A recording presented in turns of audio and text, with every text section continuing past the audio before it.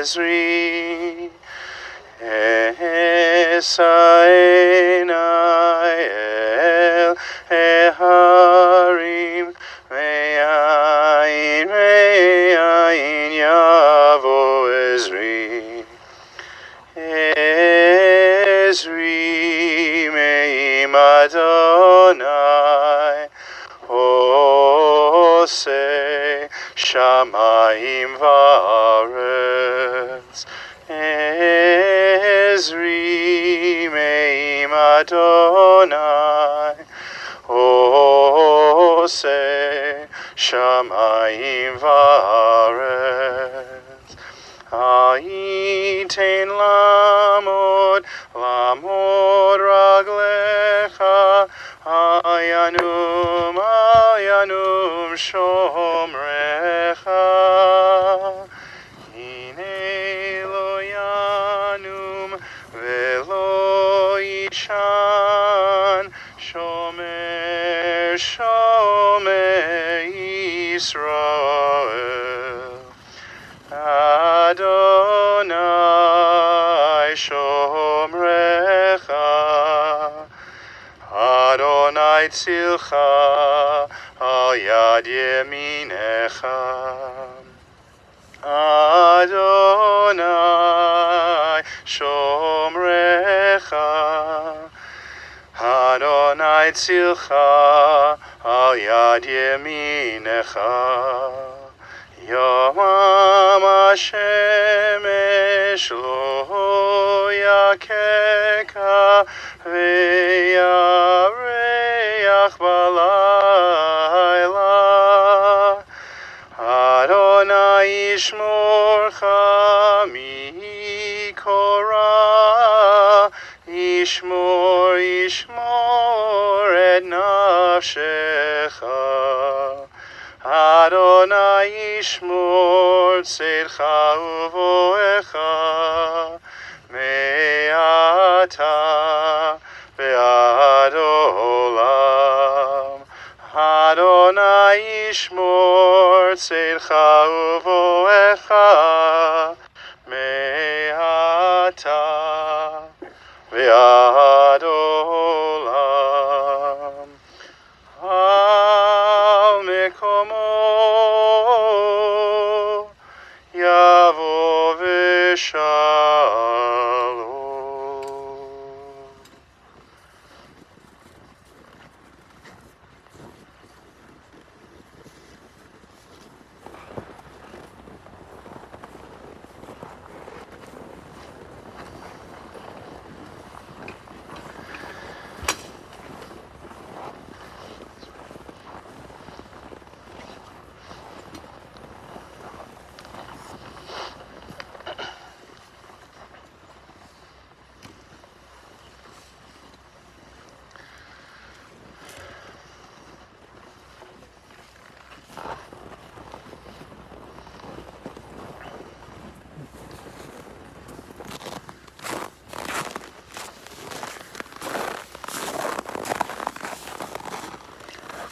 As is our tradition, we begin with the chanting of a psalm, Shir L'Ma'alot, a song for those who ascend, Psalm 121. Esa enai el heharim me'ayin yavo Ezri. I turn my eyes to the mountains. From where will my help come? My help comes from Adonai, from God, maker of heaven and earth. God will not let your foot give way, your guardian will not slumber. You see, the guardian of Israel neither slumbers nor sleeps.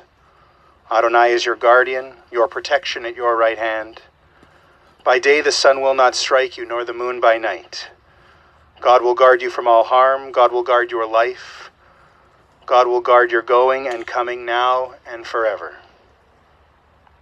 May Marcelo go unto God in peace. Hatzur tamim paulo ki chod rachav mishpat el emunav v'inavel tzadik v'yashar hu tzadik atadonai lamidu lahachayot asher b'yadcha pikadon koruchot chalila lecha zichronenu limchot v'yu na'inecha b'rachamim aleinu fekuchot ki lecha adon harachamim v'haslichot. Adonai natan v'Adonai lakach, yehi shem Adonai mevorach. V'hu rachum yechaper avon v'lo yashchit, v'hirba lashiv apo v'lo yukro chamato, v'yashov he'afar al haaretz shehaya, v'haruach tashuv el ha'Elohim asher netana. The dust returns to the earth as it was, but the spirit returns to God who gave it. May our beloved soul be bound up in the bond of life eternal, and may God send comfort to those who mourn and grant strength to those whose burden is sorrow.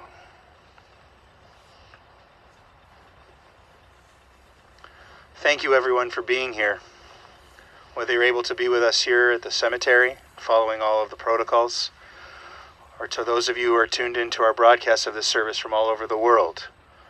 On behalf of the family, we thank you. Your presence, in whatever form it takes, as well as the emails, phone calls, messages that you've sent and will continue to send, have helped this family through a very difficult time in the last few years, but especially in the last few months and the last few days, by joining your hearts together with theirs to give them courage and strength to face a truly impossible time. In Pirkei Avot, the ethics of our fathers, a source of great wisdom in Jewish tradition, it says, the rabbis taught that there are three crowns: the crown of Torah, the crown of priesthood, and the crown of royalty. But they emphasized the crown of a good name exceeds them all. In Kohelet, the book of Ecclesiastes, it says, Tov Shem Mishemen Tov. A good name is to be treasured above precious oil. And in the Talmud it says, monuments need not be built for the righteous. Their deeds are their memorials.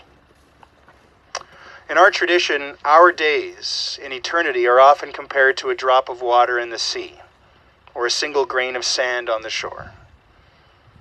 We don't talk about it, but we know the good things in life last for a short time. Wealth, health, even life passes away. But a good name, a good reputation, endures forever.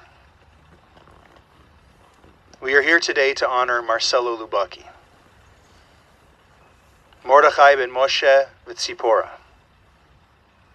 the son of Mauricio and Fanny, Zichronam Livracha, of blessed memory, husband of Yael, father of Daphna and Ezekiel, father-in-law to Josh, brother to Alicia and Diana, loving uncle and friend to many. Marcelo passed away Friday, the 5th day in the Hebrew month of Shvat, after a battle with cancer. He was 58. This service is a very hard one, because it's a tragedy.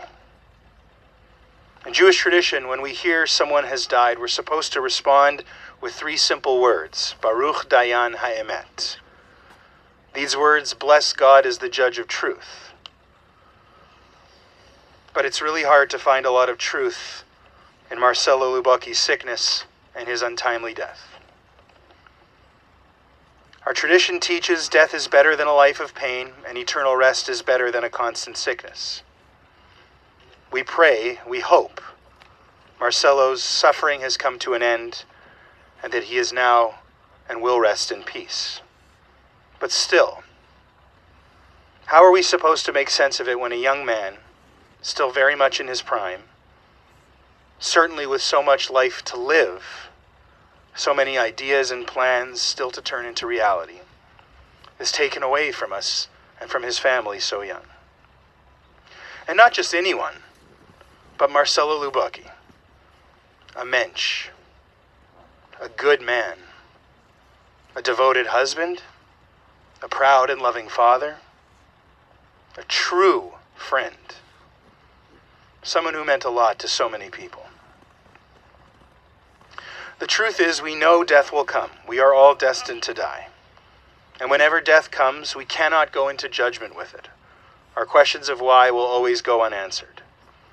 After all, as Moshe Rabbeinu, Moses, teaches at the end of the Torah and the end of his own life, in life there are the revealed things and the hidden things.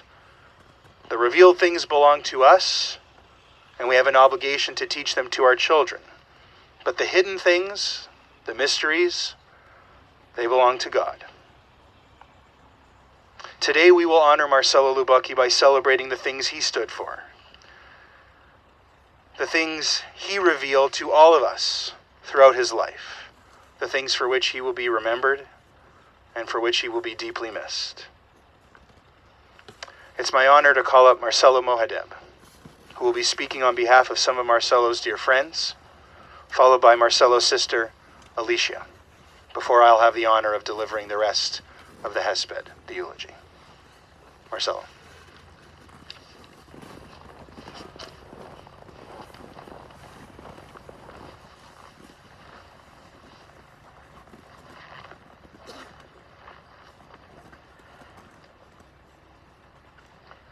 So these words belong to a letter that two families that they are with us remotely. The Sifrims who made Aliyah to Israel and the Moses who made Aliyah to Costa Rica, I guess. And they wrote like a long letter that it will be emailed to the family later on, but that is a short version of their words, and I want to share those with you.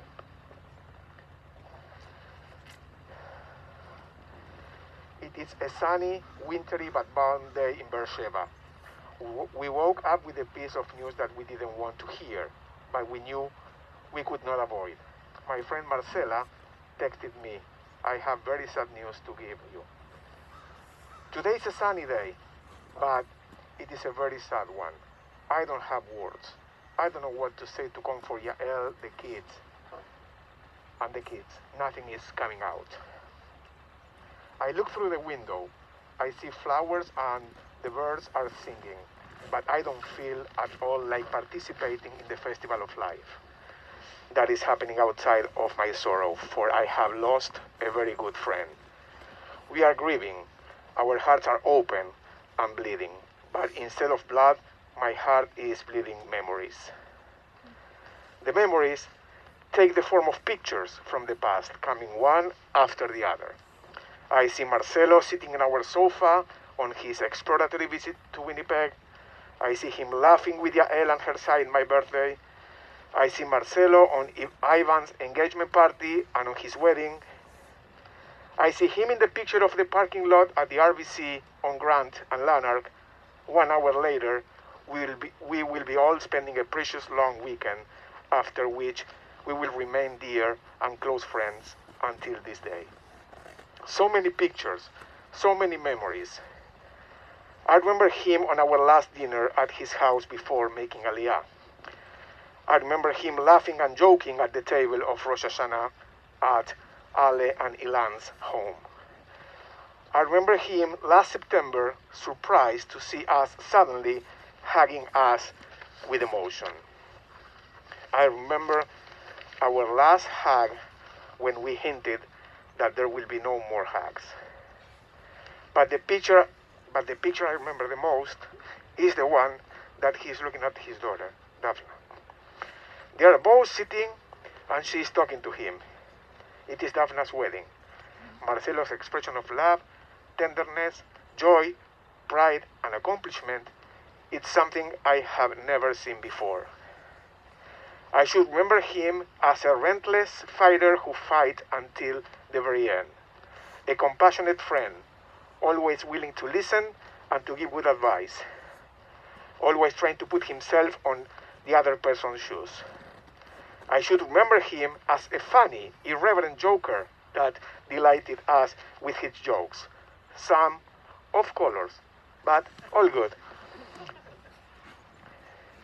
I would remember him as a devoted husband, father, brother, and son. As a Jewish community builder and innovator, always curious, always pushing forward for more, for better. I should remember him as the lion who did not give up before the very end, the one that tried to instill hope to his family and friends even when he himself had doubts. I refuse to remember him with sadness or with pain. I am not going to do that. It is my decision, and I will stick to it no matter what.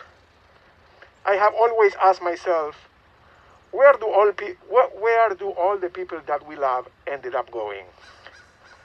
What happened with all the love that we had for them?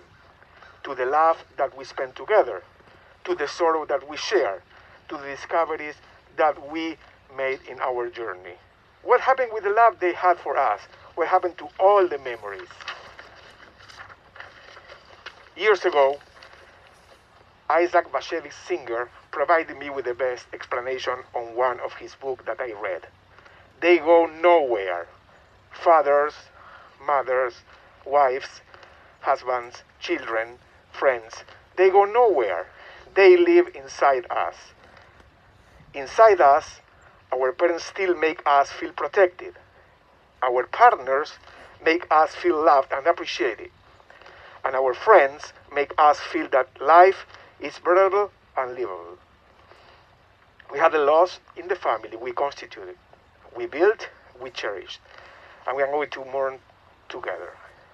Dearest Yael, Duffy, and Seki, we will cherish your father and husband memory forever in our hearts and minds.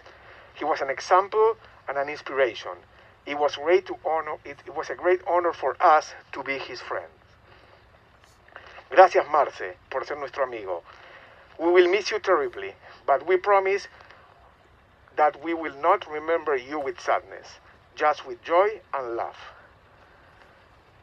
Gracias, Javier y Akar, por haber enriquecido nuestras vidas, por habernos hecho mejores personas, por haber cultivado en nosotros el sentido trascendental de la amistad verdadera, auténtica, sagrada, perfecta. No hay duda de que donde quiera que estés, nos seguirás acompañando. Allá donde estés, seguirás siendo luz, seguirás siendo nuestro amigo, confidente, nos sabrás guiñar un ojo con una sonrisa cómplice tan tuya. Estarás con nosotros a través de tu música para seguir sintiéndote a nuestro lado. Porque, Marce, vos nunca nos dejaste. Tu legado seguirá vivo por generaciones a través de tu familia. Tu mujer Yael, que tanto te ama, tus hijos Dafi y Seki, que te adoran, y tus amigos de la vida, que siempre honrarán tu memoria. Be'ahava, Javier y Akar.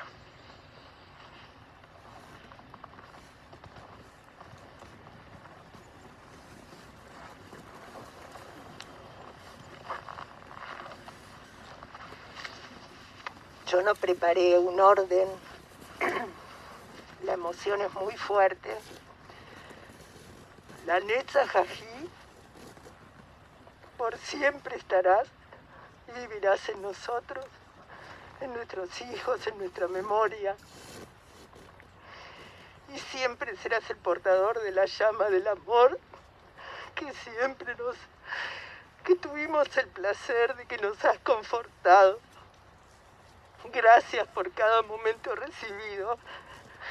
Perdón si no estuvimos a tu altura.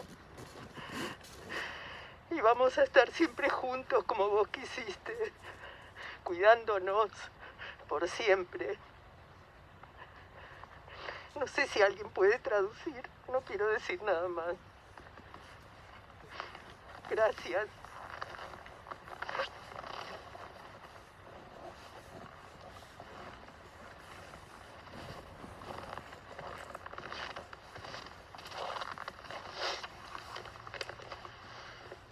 Thank you, Marcelo. Thank you, Alicia. Thank you to the Sifrim and Moses families who sent such powerful and fitting words.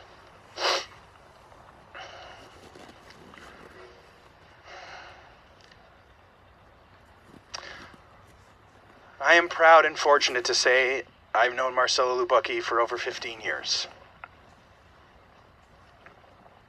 When I think of him, he is always smiling. And often laughing, too. He had a great smile.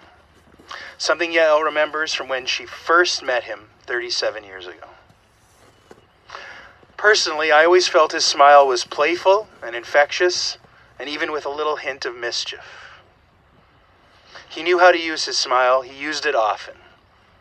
He loved to smile, to laugh, and to have fun. Marcelo Lubocki was all about fun. It was a huge part of his charisma, his charm. A huge part of why people loved being around him. He was a social force. He was good at a party with a group of people. He was good with people of all ages. He was good one-on-one, from kids to old people. He had a terrific sense of humor. Even when he was speaking in Spanish and I couldn't understand a word of what he was saying, I could still tell he was funny. He always was telling jokes, poking fun, cracking people up. I always found it remarkable how he could tell jokes as easily in English as he could in Spanish, which is the mark of a truly funny person. I had the opportunity to sit with Yael, Daphne, and Z and share fond memories. They talked about how he would regularly pull Yael into spontaneous dances in their family kitchen. How he was a loving husband who had a dozen sweet, playful nicknames for Yael and never once called her by her actual name in nearly 40 years. His kids remember him as a hands-on dad who would lead breakout sing-alongs at home by the piano, who would build volcanoes in the sand on the beach on family trips, who would declare, "The trip starts now," the minute they got into the car and headed off on a vacation. But he was more than just a fun-loving guy. He had so much substance. His kids also remember him as someone who was selfless as a father, who was always present, who never missed a soccer game, who'd be on the first plane to Toronto at a moment's notice. I know from what he would tell me, he was so truly proud of his kids and their accomplishments.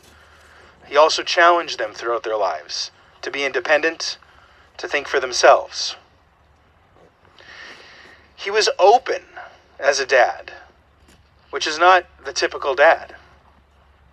And he became always the first person they'd turn to for advice. He always said how honored he was that they would turn to him for his advice and for his counsel, that they would share such important feelings and moments with him, something so personal. It's because they knew, like we all know, that Marcelo was a man of integrity. He was honest, trustworthy. He lived the values he taught. Be true to who you are. Be a person of your word. I don't have to tell you, but he was a light in a lot of people's lives, even in the stories we've heard just today. It wasn't just his kids who turned to him for advice in a crisis or dilemma. He filled that role for nephews and nieces in his family and for so many of his friends. Someone they turned to when they needed someone to listen, someone they asked for help. Because he was someone who could be counted on. And people knew he was good at living life. He gave good tips on how to live life the right way, the way we often want to live. Marcelo was a man of passions. His career as an engineer was a passion for him. It appealed to his thirst for knowledge and fascination with how things work. It challenged him as a problem solver, a troubleshooter, which he loved. Plus, he came by his career the Argentinian way, the tradition of doing everything. A holistic approach, he would say. From design to manufacturing to sales, he could do it all, which gave him an outlet for multitasking and appealed to his nature as someone very creative. He knew in his family there was a legacy of becoming an engineer. His father before him, who passed away tragically and suddenly when Marcelo was just 6, was an engineer, ran his own company. Marcelo knew one day he was meant to take over, and he did. Even his grandfather before him in Russia was an engineer. It may have been a legacy, but it was something he worked incredibly hard at. In Argentina, he would study for years at night after working full hours during the day. Then in Winnipeg, getting recertified after moving here with a young family 20 years ago, and then paying his dues from an entry-level position all the way up through a company and onto other successes, building on success after success as he carved out a truly impressive career.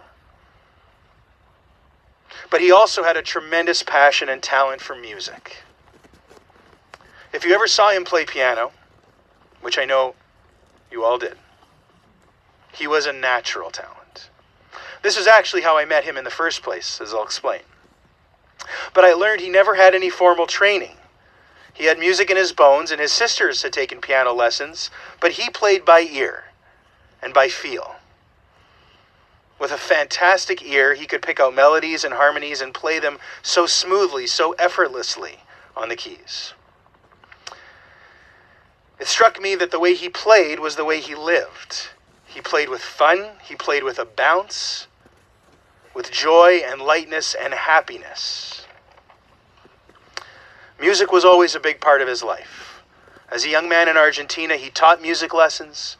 He performed at weddings and other parties. As a dancer in an entertainment group, he played piano and keyboard at the local synagogue, loved singing with kids when he was a counselor at a local community center, or with friends, or later, as we said, all the time at home. Years ago, he worked for a few years at Shaarey Zedek, my old synagogue. Keyboard playing in the services was still quite new, only a few years old, and he was the accompanist for, now he's Rabbi Mas, but he was Cantor, Chazan Mas back then. And I had started working at the synagogue. I was maybe 20 or 21, and this is where I met him. I remember immediately the fun. I've talked about how I didn't understand what he and Anibal would talk about, but I could tell they were just having the best time, cracking each other up. I was shocked when he made a few of the off-color jokes that Marcelo Moadeb referred to earlier, and then told me to lighten up because North Americans are really just way too tight. Latin Americans knew how to let loose. He said, that would never be an offensive joke in Argentina. You need to relax, Matthew. He also told me that there's no such thing as D major, F major, no. Do, re, mi, fa, re major.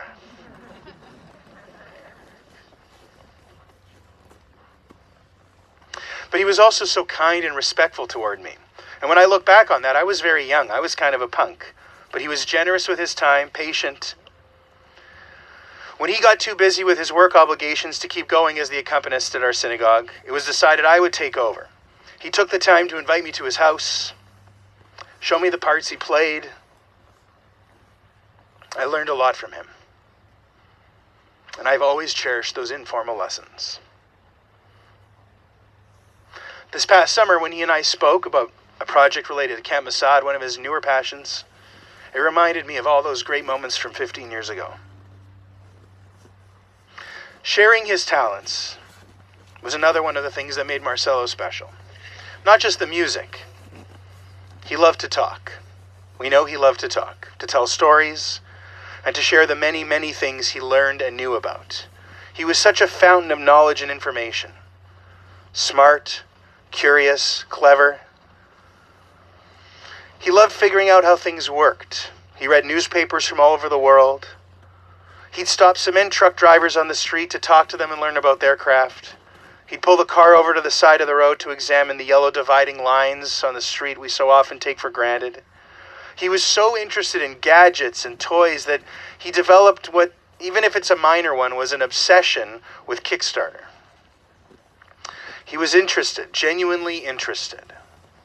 And that's another reason he was so good with people, because he paid attention and asked questions. He welcomed people into his life, and it was so evident he cared. Whether you were his friend, his friend's kids, his kids' friends, or someone he knew from work, or just from the community, he was full of love and never hesitated to show that love. A truly affectionate guy. He freely gave hugs, and those Latin American kisses on the cheek I always found so wonderful. Pre-COVID, of course. I'm pretty sure he kissed me once or twice over the years. While some people shy away from sharing their emotions, Marcelo was the opposite. Talking about feelings fueled him. Even though there seems to be a running joke in his immediate family that he was on the grumpy side, it sounds like he always wanted to know how Yael, how his kids, how his friends felt about things, about work, about school, about life, about the movie they just saw. How did you feel? He loved to analyze. It's not surprising a lot of people remember having deep, memorable conversations with Marcelo at some point or another. He was just so easy to talk to, and interactions with him were always so noteworthy and memorable. He cared deeply about people, which is why it was so easy to care about him and why so many people did. His friends, he always put in time to nourish and strengthen his friendships because they meant a great deal to him. His community did as well. From when he was barely into his 20s back in Argentina, he started giving back to the community. He and Yael were madrichim, counselors at a local Jewish community center, which is where they actually met. His kids remember he was very active on the board of their Jewish day school in Argentina when they were young. I remember his regular involvement in the annual Amia commemoration here. And even recently, as we mentioned, he was president of the Camp Masad board. He had ideas and plans and wanted to make things better. He always wanted to give back in his low-profile, humble way. He cared deeply about being Jewish, about tradition, about community, about Israel. He was a spiritual person whose illness only deepened his faith, his prayers, his thankfulness. He was thankful for every moment he was alive. And that brings us back to the fun, to the joy. Because Marcelo Lubocki certainly was so many things for which we will all remember him. Through everything he did, he found the joy in life, and as a result, he helped others find the joy in life, because he loved life. He really wanted to live. Nothing was more clear, especially in the last 2.5 years. And the way he showed that, the way his love and his joy came out, will forever remind all of us that we should all want to live too. May he rest in peace.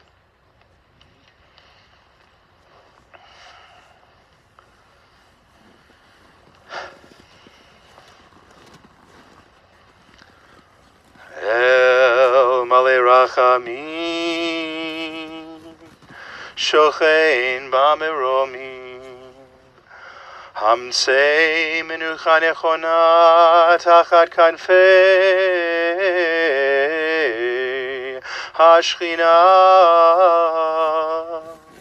B'Maloi Kedoshim Uteorim, Kezohar Arakim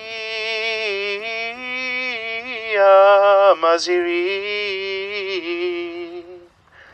and Nishmat Mordechai ben Moshe v'Tzipora she'alach le'olamo,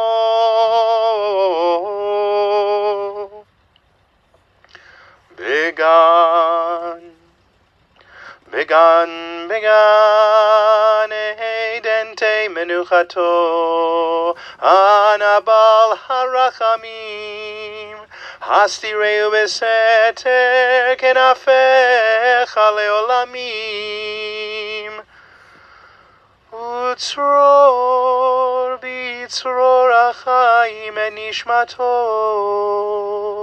Adonai hu nachalato v'yanuach b'shalom hamishkavo v'nomar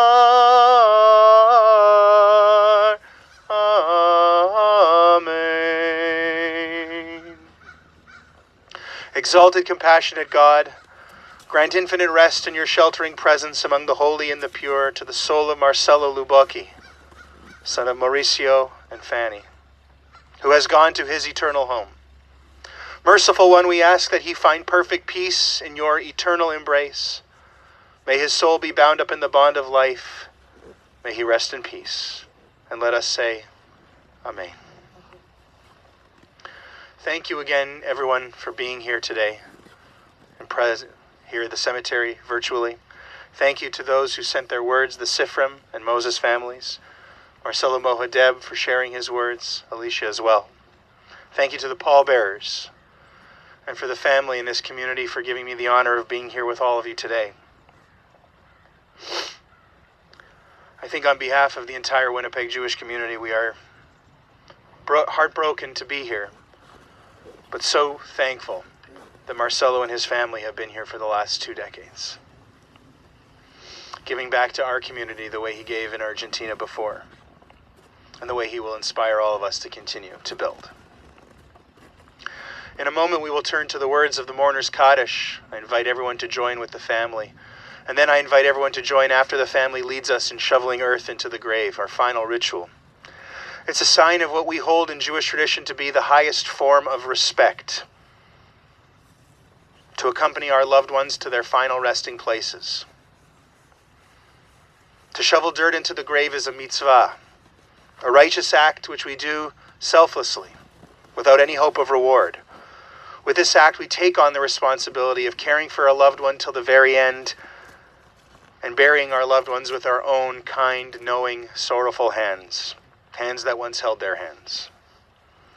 It is a painful act, but it is one born of love and compassion for someone who meant so much to so many people.